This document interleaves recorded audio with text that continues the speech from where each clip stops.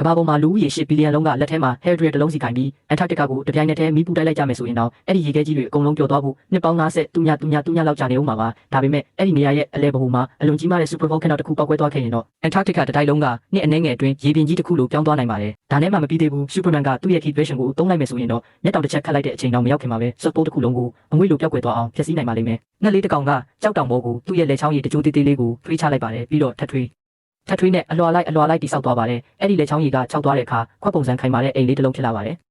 ဒီအိမ်တွေကိုတော့လူတွေကလိုင်ကူနေရန်တွေကနေဖယ်ရှားယူပြီးအဖြူစင်တန်ဖြစ်အောင်တန့်စင်ကြပါတယ်အဲ့ဒီအိမ်ကိုချက်ပြုတ်လိုက်တဲ့အခါအထူးဟင်းရည်တစ်မျိုးလိုပျော်သွားပြီးလူတွေကစားတောက်ကြပါတယ်အဲ့ဒီဟင်းရည်ကအသားရည်ပုံမကျန်းမာလှပစေတယ်လို့ယုံကြည်ထားကြလို့ပါငှက်တကောင်တွေကအိမ်တစ်လုံးဆောက်ဖို့အပတ်ပေါင်းများစွာကြာလေးရှိတဲ့အတွက်ဒီအိမ်တွေဟာပေါင်ချိန်နဲ့ရောင်းရင်ဒေါ်လာထောင်ချီတန်ဖိုးရှိပါတယ်ဒါကြောင့်ငှက်ရဲ့လက်ချောင်းရည်နဲ့ဆောက်ထားတဲ့ဒီအိမ်ဟာ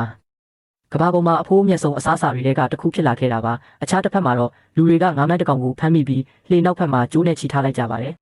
ငါးမန်းကရေထဲမှာကူးစားပြုတ်လိုက်ချိန်မှာပဲသူတို့ရဲ့လှေကတကယ်ပဲလှုပ်ရှားလာပါတယ်အကြောင်းကတော့သူတို့ဟာပြတ်သွားပြီးနောက်ပင်လယ်ထဲမှာအပတ်ပေါင်းများစွာလမ်းလွှဲပြောက်ဆုံးနေခဲ့ကြတာပါရေငန်ကိုတောက်ရင်ငါးကိုမချက်ပဲစားရင်အသက်ရှင်နေဖို့အတွက်